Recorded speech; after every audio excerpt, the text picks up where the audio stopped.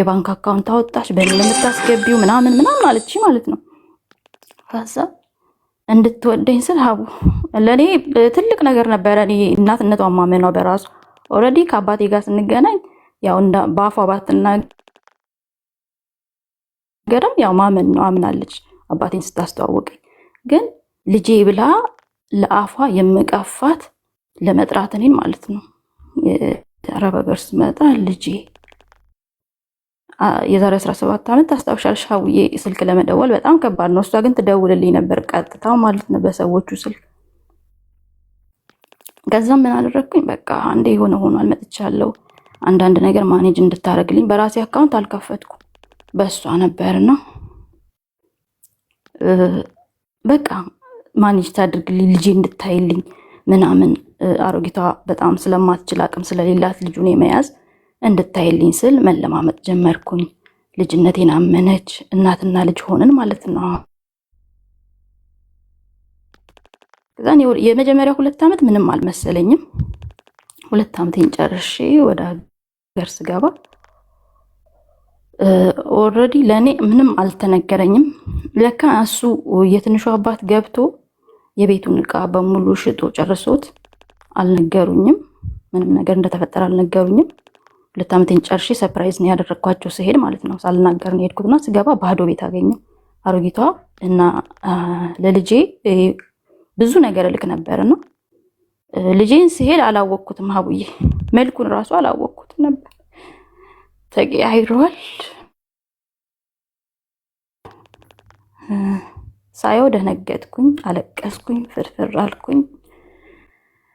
በቃ ይህ 2 ዓመት የላኩት ምንም ነገር የለም። የቤት እቃም ሁሉ ተሽጧል ምናምን በቃ አልኩኝ። በቃ ምን አይነት ከፈጣሪ ጋር ተጣላሁ፣ በጣም ተጣላሁ። ምንድነው በቃ እንደዚህ በቃ የሚያስቀያሚ ህይወት ዘላለም እንዴ! ለምንድነው ግን ይሄ ሁላ የሚፈጠረው ከኔ ጋር ብዬ ማማረር ጀመርኩኝ። ከዛ በእጄ ይዣት የመጣሁት ትንሽዬ ብር ነበረች። በዛች ብርጭቆ እንኳን የለም ቤት ውስጥ ብርጭቆ ማለት ነው። አንዳንድ ነገሮችን እንደ አዲስ ጎጆዎች ገዛዛሁኝ። ለምን አልነገራችሁኝም እሱ እንደነበር ያለ ይሄን ነገር እስከሚፈጽም ለምን ለብር ሲሆን ትደውይልኛል ነበር እንዴ? ይሄ ያስፈልጋል ለልጁ ምናምን። ግን አንድም ቀን ልጄን አይተው አታውቅም። ታውቂያለሽ፣ ያሳዳጊ እናቴ ስትነግረኝ ያችን ጤፍ ትሸምትላቸውና እንትን አድርጋላቸው ዞር ትላቸው። አንድም ቀን እንትን ብላቸው አታውቅም ማለት ነው። ከዛን በሱ በበቃ እኔ ስመጣ የምከፍለው ከ2 ዓመት በኋላ የሚከፈል በወለድ ብር ተበድራለች እናቴ ማለት ነው፣ ወላጅ እናቴ። ሲሄድ የተበደረቻቸውን ሰዎች ላከችብኝ ማለት ነው። እሷ ትመጣ ትከፍላለች ተብሎ እዛን ሲሄድ ነገርኳቸው። እኔ ምንም ብር የለኝም፣ ምን ይሄን አድርጌ እኔም ይኸው እንደምታዩት ባዶ ቤት ገጠመኝ፣ ይሄን አደረግኩኝ አልኳቸው። ከዛ መክፈል አለብሽ አንቺን እንዴ? እኔ ስጧት አላልኩኝ፣ ስጧት ብያለሁ አላልኩኝ። እዛን አንዲት ወርቅ ገዝቼ ነበረ፣ እሱን ሽጬ የተወሰነውን ከፍዬ ምንም ነገር የለም። በአንድ ወቅት ተመልሼ ወደ አረብ ሀገር መጣሁ ማለት ነው።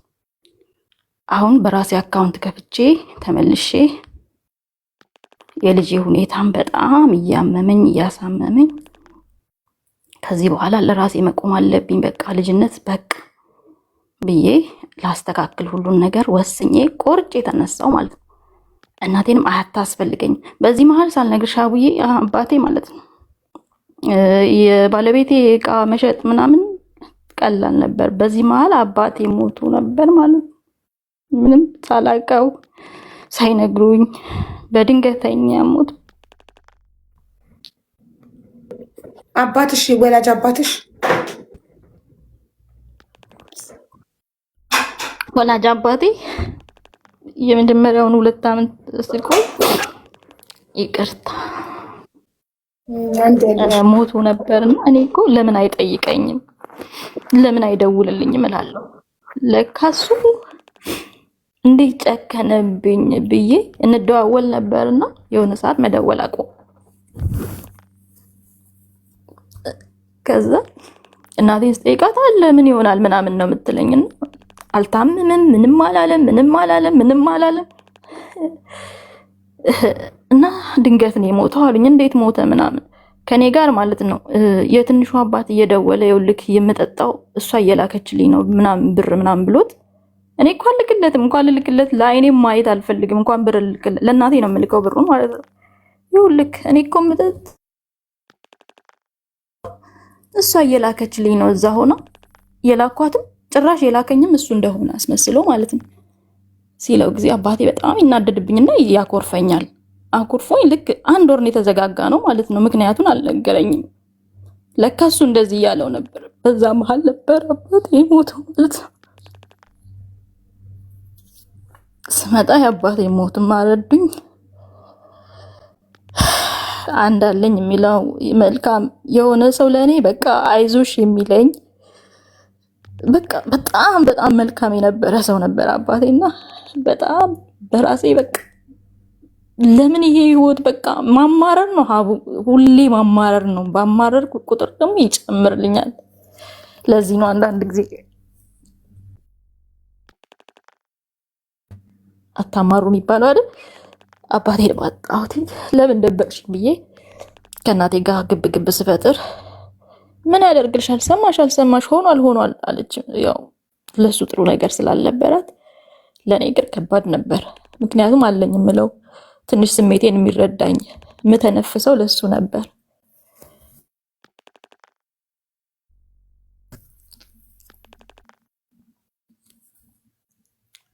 በአባቴ ሞት እጅግ ተሰበርኩኝ፣ በጣም አዘንኩኝ። ብቻ ያልፋል፣ ያም አልፏል ብዬ ራሴን አጽናንቼ አባቴ በህይወት ኖሮ እንዳልጨከነብኝ ግን ውስጤ ይነግረኝ ነበረ። ግን የዛን ቀን እንደውም ተናድጄ ማልዋሽሽ ምን አለበት እሱ ቦታ አንቺ በሞትሽ ኖሮ አልኳት። የዛን ቀን ወንድሜ እንዴት እናቴ እንዴት እናገራለች ብሎ በቃ ያው ስሜቱ ከባድ ስለነበረብኝ ነው ያንን ቃል ያወጣሁትና ወንድሜ ታናሽ ነው አነቀኝ። በቃ ገላገሉን እና ወንድሞቼ እህቶቼ እናታችንን ለምንድን ነው የምትጠያት ይሉኛል ሁል ጊዜ ማለት ነው። እኔ የምጠላበት የራሴ ምክንያት አለኝ። ምክንያቴን ግን አልነግራቸውም። ሁሌ የሆነ ነገር በተነሳ ቁጥር ከበደሉኝ ወንዶች የበለጠ አቡዬ እሷ ናት የምትታየኝ እንደ ጭራቅ። ፈልጌ አይደለም ግን ይቅርታ አድርጉልኝ። እዚህ ጋር ያሳለፍኩት የልጅነት ህይወቴና በቃ እስቲል አሁን እኔ ይቅር እንድላት ብዬ ነው ይህን ታሪክ የምነግራችሁ። ሁሌ የሚታየኝ እኔ በምድር ላይ ሳቅ እኔም እናት ነኝ። ሁሉም እናቶች አንድ አይነት ይመስሉኝ ነበር፣ በጣም ለልጆቻቸው የሚሳሱ። እኔ ግን እናቴን ባሰብኩ ቁጥር እታመማለሁ። ለዛ ነው ትላንትም ይህን ታሪክ ከነገርኩሽ በኋላ አመመኝ። በእርግጥ እናቴ ጥፋቷን አምና ንስሐ ገብታለች። በዚህ ሰዓት ግን ለእኔ ሀቡ እናቴ ነበረች ሁሉም በደሌ ላይ የምትታየኝ፣ ሁሉም ነገር ላይ የምትታየኝ፣ ሁሉም ነገር ላይ የምስላት እሷን ነው። ለምን አላሳደገችኝም? ለምን ለአባቴ እንዳላሳየችኝ ታውቂያለሽ ሀቡ? ምክንያቷን ብትሰሚው ደግሞ አሳማኝ አልነበረም። ለምን ጣለችኝ?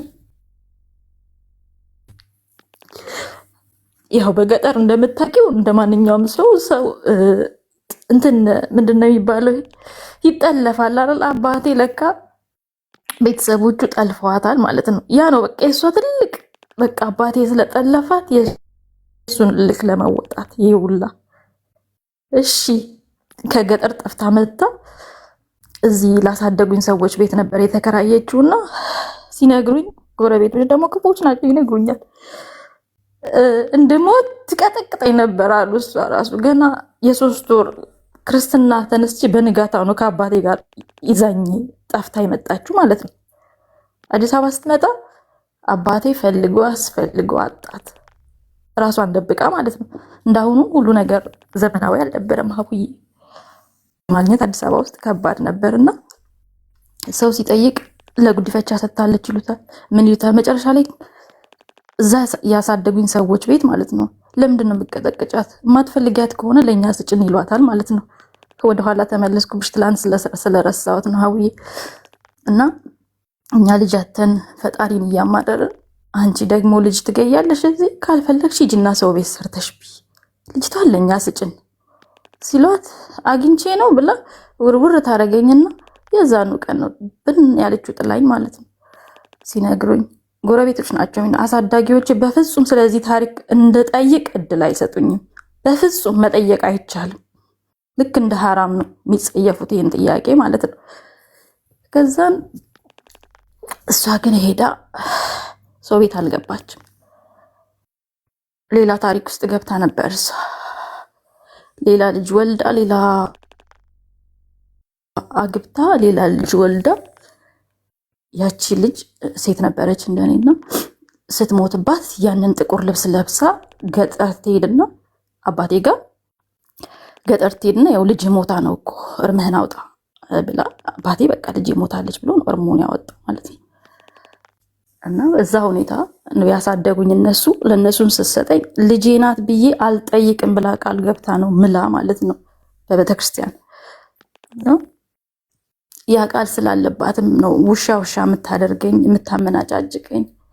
እኔ ግን በደሎች ሲበዙብኝ ማለት ነው እውነትም በጣም ነው የምንመሳሰለው መልክ ማለት ነው መልካችን፣ ሁሉ ነገራችን። ስጠይቃት በቃ ሁሌ የምትለኝ አንቺ እንትን ልጅ፣ አንቺ እንትን ልጅ፣ አንቺ እንትን ልጅ ነው በቃ ሁሌም። እና የምስላት በጥሩ ሁኔታ አይደለም በመጥፎ ኢቭን ሌሎቹን ይቅር ብያቸው እሷን ግን ይቅር ለማለት ያንቀኛል። አውይ ይህን ነገር ነው መቅረፍ የምፈልገው፣ ያንቀኛል። ከዛም በኋላ አረብ ሀገር መጥቼ ደግሞ የበለጠ በደል በደለችኝ። 12 ዓመት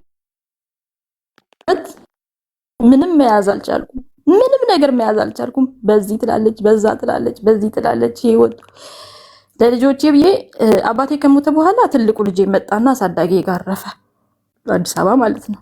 አሁን 2 ልጆች አሉኝ። አሳዳጊ እናት ያለች ለነሱ ያው እዚህ ስትሆኝ ታውቂያለሽ፣ እዛ መኖር አልፈልግም፣ ሌላ ህይወት ማየት አልፈልግም። በዛ የተነሳ ነው እዚህ እድሜንም ያራዘምኩት። ግን በዚህ ወጣ፣ በዛ ወረደ፣ በዚህ ወጣ። ለእህትሽ፣ ለወንድምሽ፣ ለልጆቹ፣ ለአሳዳጊ እናትሽ እያለች በዛም በዚህም ያው 12 ዓመት ምንም ሳሊዝ 5 ሳንቲም ሳሊዝ ብኩን ያልገባኝ ነገር ልጆችሽ የምትይዘው አሳዳጊ እናትሽ አንቺን ያሳደገች እናት ግድ ነው። ሀቡዬ ልኪው ለምንድን ነው? ለምን ለራሷ ቀጥታ ልኪም ለአሳዳጊ እናትሽ ለእሷ ለምን ትልኪያለሽ አንቺ? እሷ እኮ አልኩሽ ከአልጋ መውረድ አትችልም። አልጋ ላይ ስለሆነች ሄዳ ከባንክ ራሱ ማውጣት አትችልም። ይሰማል? ሀቡዬ ኔትወርክ ይዞኛል። አዎ ይሰማል እኮ። ከአልጋ መውረድ ሳትችል እንዴት ነው ትንሹ ልጅ ሁለተኛ ልጅሽን ጥለሽ አረብ ሀገር ስትሄጂ እንዴት ብላ ነው አብራው ተሯሩጣ ጠብቃ የምታሳድግልሽ? ትንሹ ልጅማ አደገ እኮ መጀመሪያ ስትሄጂ ተንቀሳቀስ ነበረ። ከዛ በኋላ ነው ያው ከዕለት ወደት እየደከመች የሚገርም። አዎ የዛኔ ትንሽ ያዘቻለች መንቀሳቀስ ስለምትችል ትንሽ ኦኬ ነበረች። ከዛ በኋላ ነው እየበሰባት ቤት የሚቀረችው። የሚገርምሽ ማለት ነው የዛሬ 3 ዓመት ነው አሳዳጊ እናቴ የሞተችው በ110 ዓመቷ በ110 ዓመቷ በሚገርም ሁኔታ ማለት ነው።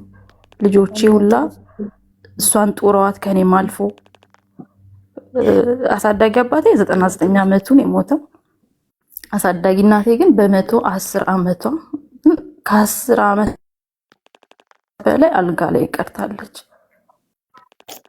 እግዚአብሔር ይስጣችሁ ልጆቼ፣ የተባረኩ ናቸው። በልጆች ተባረክ ያለው ሀቡዬ። እንደ እናቴ ክፋት ሳይሆን በእነሱ ነው መጽናናው።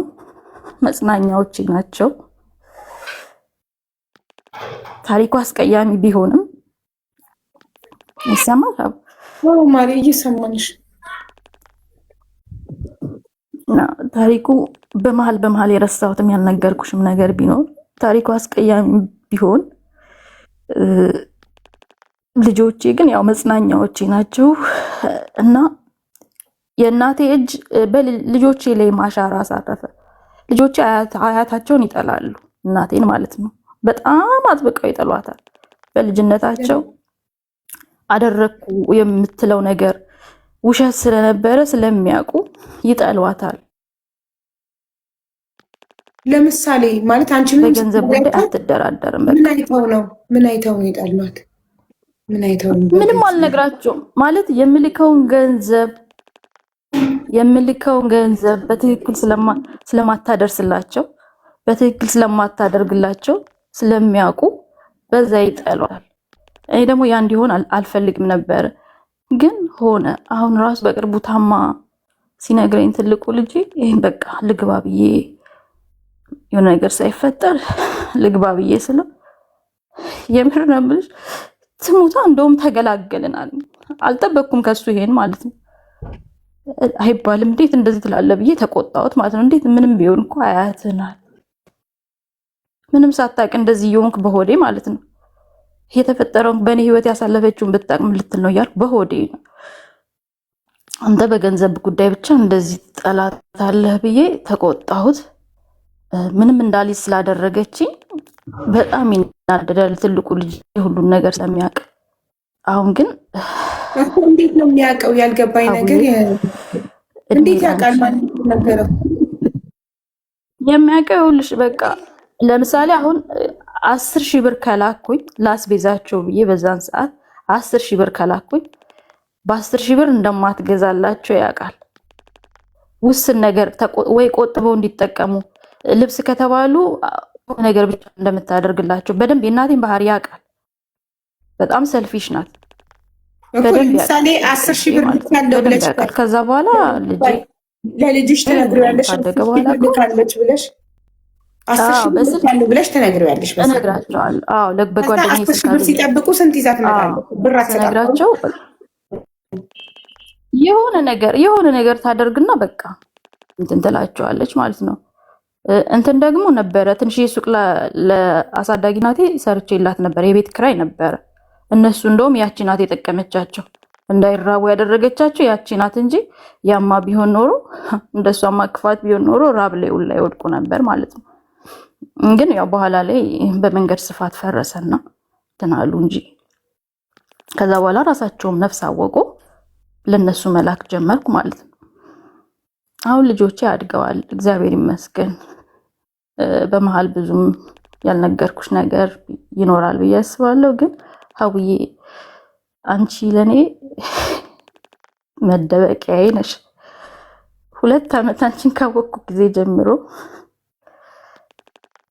እኔ የሶሻል ሚዲያ ተጠቃሚ አልነበርኩም። ግን አንቺን ካወቅኩ ጊዜ ጀምሮ የበለጠ በርትቼ ጠንክሬ ማለት ራሴን ራሱ እስክጠይቅ በቃ መደበቂያዬ ነሽ። ታሪኬን እደብቅበታለሁ። አንቺ ቤት ያለውን ነገር እየሰማሁ እየተከታተልኩ እውላለሁ። ራሴን አጠነክራለሁ። ጤነኛ ነኝ እላለሁ። ሀቡ ልክ ነሽ አንቺ፣ ጤነኛ ነኝ፣ በቂ ነው። ግን አንድ ጊዜ ብቻ ለአንቺ ነግሬሽ እናቴን ይቅር ብያት በቃ በብዙ ነገር አሳልፌያለሁ። ብዙ ነገር ሀቡ፣ ብዙ ነገር ያኔ መረሳቸው ነገር ይኖራሉ። ግን ተባረኪልኝ ሀቡዬ፣ ኑሪልኝ፣ መደበቂያዬ፣ ሱሴ ነሽ አንቺ። ይህን ሁሉ ነገር አንቺን ካወቅኩ ጊዜ ጀምሮ የያዝኩትን ብነግርሽ በጣም ትገረሚያለሽ። በጣም ጠንካራ ራሴ መሆኔ እስከሚገርመኝ ድረስ ምነው ቀድሜ ባወቅኩሽ እስክልሽ ድረስ ብዙ ነገሬን ደብቀሽልኛል። መደበቂያዬ ነሽ ሀቡ፣ አመሰግናለሁ በጣም። እሺ ስንት ዓመትሽ ነው አረብ ሀገር ከመጣሽ? 17 ዓመት። እሺ እና አሁን ሚኪ የመጀመሪያ ልጅሽ ነው? ስንት ዓመት ሆነው? እድሜው ስንት ነው? ሚኪ ትንሹ ነው። እሱ 20 ሆነው የ3 ዓመት ሆኖ ነው ጥዬው የመጣሁት። ኦኬ ትልቁ 20 ሆነው፣ ትንሹስ? ትልቁ 23 ሀቡዬ። ትልቁ 23 ትንሹ 20። አዎ እናት እና ታዲያ አሁን እኮ ልጆች ኦልሬዲ የራሳቸው ህይወት አላቸው። አሁን በራሳቸው ነው ገንዘብ የምትልኪላቸው። ይማራሉ፣ ይሰራሉ። አሁንማ አድገዋል ጎበዝ። አሁንማ አድገዋል፣ ትልቅ ሆነዋል። ግን እስከዛ ድረስ ነበር መስዋዕት የከፈልኩት እንጂ አሁንማ ያው አድገው ራሳቸውን ችለው ይኖራሉ። ግን ያለው ቅሬታ አሁንም ከእናቴ ጋር ነው። ገባሻል ሀውዬ?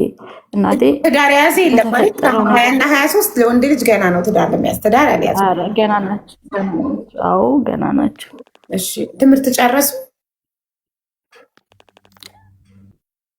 አልጨረሱም። ታውቂያለሽ ያለውን ሁኔታ አይፈልጉም መማር። 12 አንዱ ትንሹ 10 ትልቁ ደግሞ 12 ላይ አልፈልግም ተማር ካልሽኝ አልፈልግም፣ ራሴን አጠፋለሁ፣ አልፈልግም ትምህርት አለኝ። ያው ጉርምስናም ስለነበር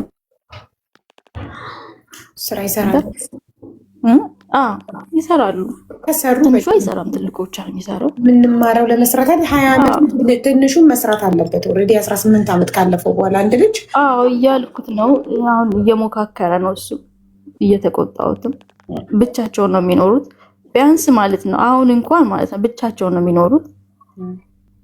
ማንም የላቸውም። አሳዳጊ እናቴም እንዳልኩሽ ከ3 ዓመት በፊት ሞተች። ነፍሷን ይማረው እና ማንም የላቸውም በዚህ ሰዓት ራሱ። አሁን እንግዲህ ትልቅ ሰው ሆነናል፣ እኔም እሷም ትልቅ ሰው ሆነናል። ቢያንስ ተጸጽቻለሁ እያለች ነው። ተጸጽቻለሁ፣ ንስሐ ገብቻለሁ። የተጸጸተችው በምንድን ነው? እኔም በመጣሏ ባለማሳደጓ እንጂ በደረሰብኝ ነገር አይደለም። ያው ሌላው ደግሞ ፑሽ በምታደርገው ለዛኛው አስባኝ ስለነበር ማለት ነው። ገባሻል? ያንን ፑሽ ያደረገችውን ነገር ነው ተጸጽቻለሁ የምትለው። የሚገርምሽ ደግሞ ህይወት እንትን አይደለች። ያ ዱርዬ የነበረ ሰውዬ በጣም ተለውጦ ከዚህ ሲሄድ ሳየው በጣም ተቀይሮ በሚገርም ሁኔታ ጥሩ ሁኔታ ላይ ነው አሁን ያለው። ልጄን ደብቄው ያው ያውቃል አባቱ እንደሆነ፣ ግን አባትና ልጅ ሲገናኙ እኔም ደብሮኝ ነበር መጀመሪያ ላይ እውነት ስነግርሽ ማለት ነው። ምክንያቱም እንዲያየው ራሱ አልፈልግም ነበር፣ ግን መልሼ የእናቴ ታሪክ መድገም ይሆንብኛል ብዬ ታውኩኝ ማለት ነው። አባትና ልጅ ጥሩ ግንኙነት አላቸው፣ ግን ካደገ በኋላ በጣም ተዋደዱ። ብቻ ከባድ ነው። ይሁን ተዋደዱ እኮ ጥሩ ነው መዋደዳቸው ነበር፣ ግን አሁን ተለውጦ ስላየሁኝ በዛ ሁኔታ ውስጥ ስላላገኘሁት እኔ እሱን ይቅር ብየዋለሁ። ለምን? ለልጄ ስል ይቅር ብየዋለሁ። እሱንም ግብረ አበሮቹንም ጎበዝ ትቻቸዋለሁ። አሁንም ሀቡዬ የሚያንቅም የእናቴ ነገር ነው። እናቴ ይቅርታ ጠይቃኛለች በቅርቡ የልብ ኬዝ ገጥሟት፣ ግን ስቲል ያመኛል ሀቡ። እንዴት አድርጌ ላውጣው? ሁሉ ታሪኬ ላይ ሁሉ እያንዳንዱ አስትንፋሴ ላይ የእናቴ ነገር ይገባብኛል። እኔ ይህን ብቻ እንድታቅሽ የምፈልገው ይቅር ብያት ሁሉን ነገር መቅበር እፈልጋለሁ። በጣም ከባድ ነው። እሺ የትንሹስ አባት ከባዱ ልጅነት ወስዳብኛል። ትንሹስ ከአባቱ ጋር ይገናኛል? የትንሹ አባት ኦልሬዲ ከጥቅም ውጭ ቢገናኝም ግን ከጥቅም ውጭ ሆኗል። በቃ ገባሻል? የስካር ህይወቱን ቀጥሎበት ከጥቅም ውጭ ሆኗል። ምን አልሽኝ? አቦ ይገርማል። ያኛው ሱሰኛ ሆኖ ከጥቅም በቃ ሱስ ያኛው ተቀይሮ እንደዚህ ነው። ይሄን እኮ ያልኩሽ እና ሁሌ የኛው ሲያይኝ ቫኬሽን ሲሄድ ምናምን ማለት አይረባም ብለሽ እኔን ንቀሽ የባሰ ህይወት ነግሬሽ የለ ሰክሮ እንኳን ተሸክሞ ሲመጣ እቺ ህይወት እንዲህ ነው። ለዚህ ህይወትሽ ነው እኔን የጣልሽኝ፣ እኔን የገፋሽ። አሁን ያኛው በሚገርም ሁኔታ ዱርይነቱን ትቶ የራሱ የሆነ ነገር እንትን ብሎ በነገራችን ላይ 14 ዓመት ሙሉ ጠብቆኛል፣ ተስፋ ሳይቆርጥ ማለት ነው። ያ ግን ጅማሬው ተጸጽቶ በሰራው ነገር ለዛ ነው ይቅርም ያልኩት ከእናቴ ጋር። ጅማሬው ጥሩ ስላልሆነ ብዬ ነው እንጂ ከወለድኩም በኋላ 14 ዓመት ሌላ ህይወት ውስጥ አልገባም። ያው ሌላ ታሪክ ይኑር ነው አላላቅም፣ ግን እሱ እንደሚለው እናቴ እንደምትለው 14 ዓመት ጠብቀዋል። ከዛሬ ነገ ትረሳና የሆነ ነገር ልቧ እንትን ይላል አትጨክንም የሚለው ነበራቸውና እኔ ግን አይደለም ከሱ ጋር ህይወት ልጀምር ለደቂቃ የአሳዳጊ እናቴ ሞት ቀን ብቻ ነው የዛን ጊዜ ብቻ ነው ለቅሶ ላይ በትክክል እንኳን ያየሁትኝ። የሚገርመው ደግሞ ያው የሰውን ክፋት ስትናገሪ መልካምነቱም አንዳንዴ እኔ እዚህ ሆኜ ነበር አሳዳጊ እናቴ የሞተችውና በሚገርም ፍጥነት የደረሰው እሱ ነበር አሉ ልጁ ስለነገረው ማለት ነው። ልጄ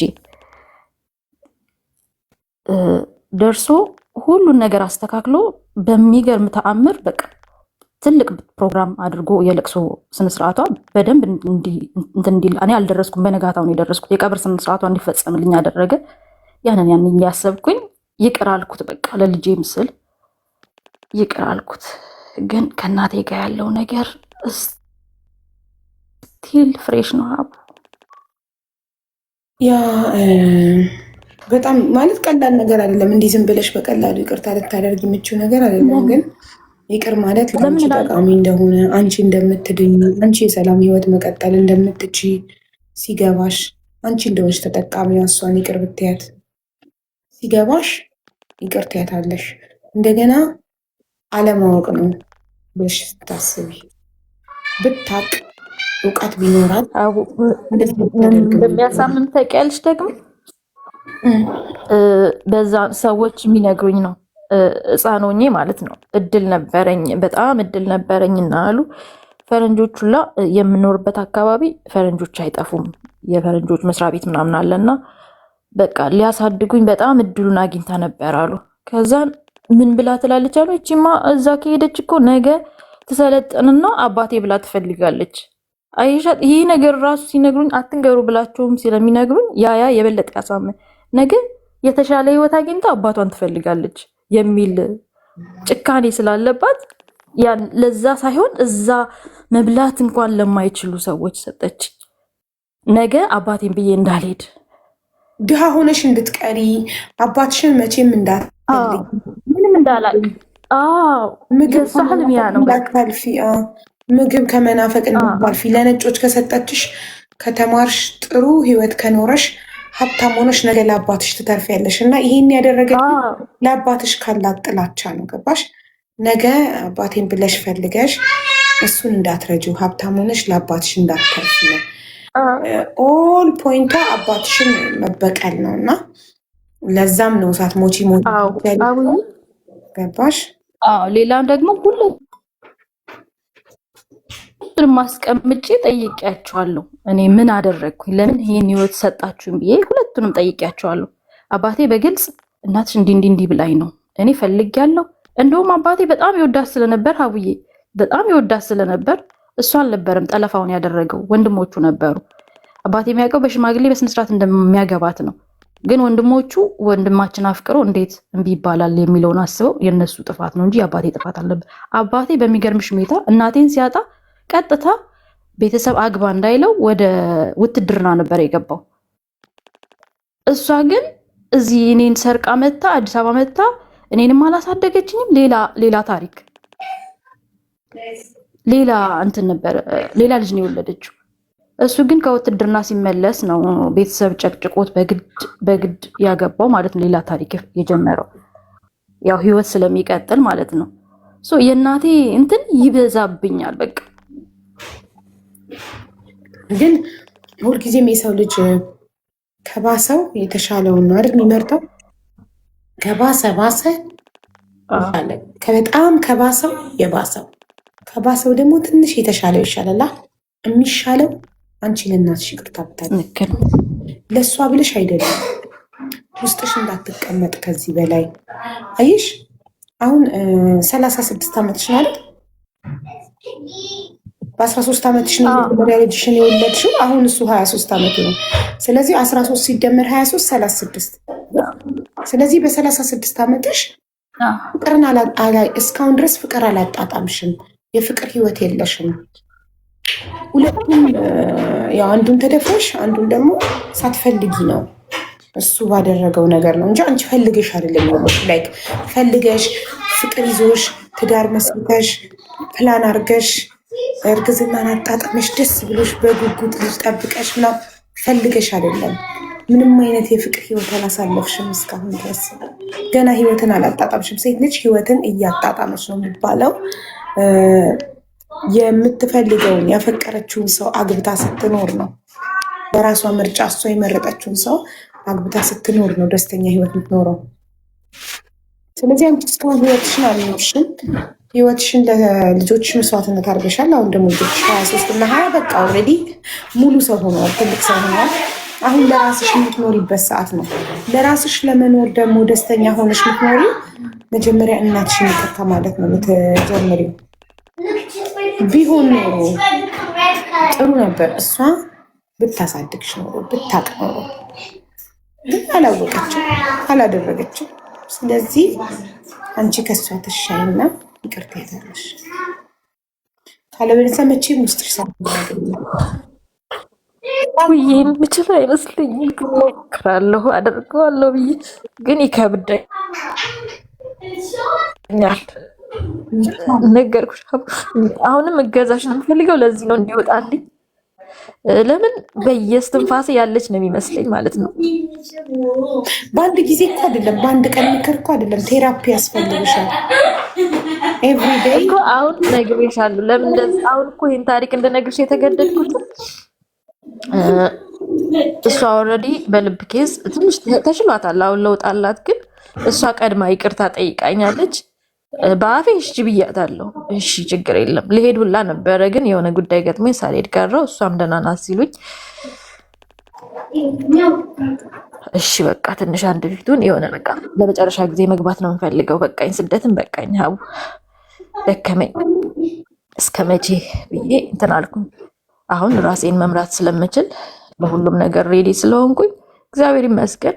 እድሜ ላንቺ ጠንክሬ የያዝኩትንም ስለያዝኩኝ ከዚህ በኋላ በቂ በቃ አንድ ሰው በቃ ያስተዳድረኛል የሆነ ነገር አለኝ ብሎ ካለ ያው ከስደት ይወጣል አይደል? እዛ ላይ ስለደረስኩ ብገባም ችግር የለውም፣ የሚያስቸግረኝም ልጅ ስለሌለ ማለት ነው።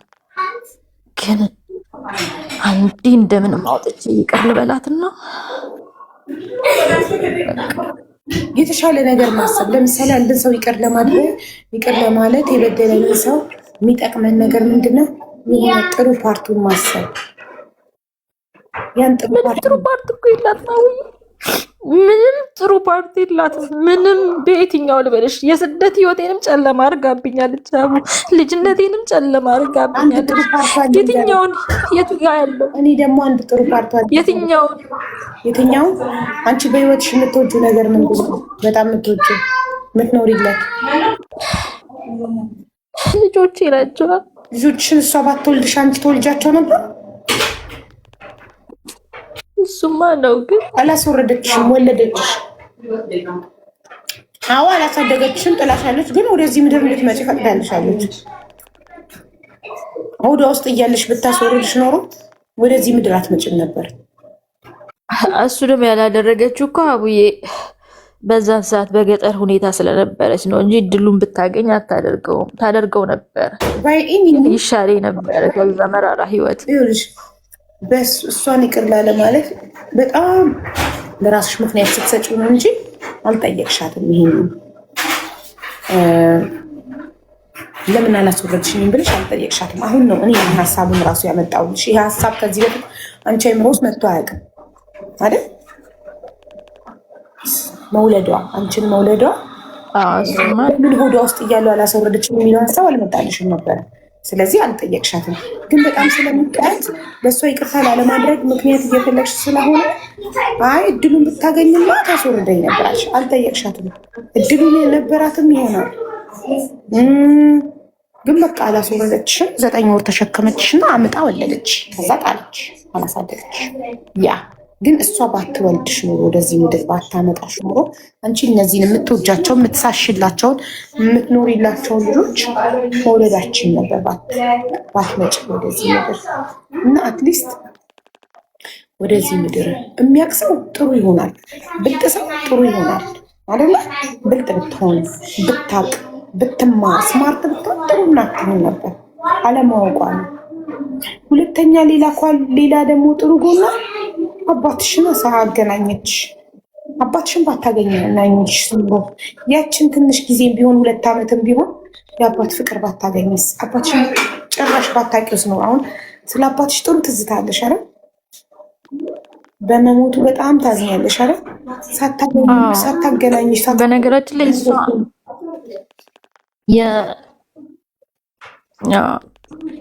አይደል ባታስተዋውቅሽ ኖሮ ሳታስተዋውቅሽ ሞቶ ቢሆን ኖሮ ከሞተ በኋላ ብትሰሚ በጣም ታዝኝ ነበረ። ግን በህይወት እያለ አስተዋውቃሽ በጣም ህይወትን ኖርኳት የምለው ያ ከአባቴ ጋር የነበረኝ ፓርት ብቻ ነው። በህይወቴ ኖርኳት ምላት 2 ዓመት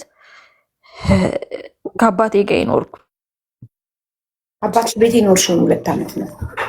በጣም ደስ የሚል ሰው ነበርና በጣም 2 ዓመት አባቴንና የእንጀራ እናቴን ሳይ የሚያሳልፉት ጥሩ ጊዜ የአጋጣሚው መፈጠር ነው ብዬ አስባለሁ። ያው የልጄ መፈጠር ሁኔታዎች ልክ ነው። እሱ ጋር ቢፈጠርም አለማስተዋወቅ ትችል ነበር። ምን አገባኝ ብላ ግን አስተዋወቀችሽ። አትሊስት ይሄም ጥሩ ጎኗ ነው። ካላት 100 ለምሳሌ 100 ባህሪ ቢኖረው አንድ ሰው ከ199 መጥፎ ቢሆን አንዷን ጥሩ ባህሪ ብለን ይቅርንበል። አንዷን ምስጋና የሚባለው አመስግኑ የሚባለው ከ10 ነገሮች 9 ችግር ቢኖሩብንና አንድ ጥሩ ነገር ቢኖረን ስለዛች አንድ ጥሩ ነገር ብለን እናመስግን። ስራ ባይኖረን፣ ትዳር ባይኖረን፣ ገንዘብ ባይኖረን፣ ምንም ባይኖረን ብቸኛ ብንሆን ግን ጤና ስላለን እናመስግን አይደል ይባላል። ስለ ጤናችን ብቻ በህይወት ስላለን ብቻ እናመስግን ይባላል። ስለዚህ ልክ እንደዛ በቃ ላይ 9 ችግሮች ቢኖሩባት ስለ 10ኛው ስለ አንዱ ጥሩ ጎኗ ብለሽ ይቅር በያት። እኔ አሁን 2 ጥሩ ጎኖችን አሳየው ላይ አንደኛ አንቺን በሆዷ ውስጥ ያለሽ ያለማስወረዷል እንድትፈጠሪና ልጆችሽን እንድትፈጥሪ በመፍጠሯ በዚህ ይቅር በያት።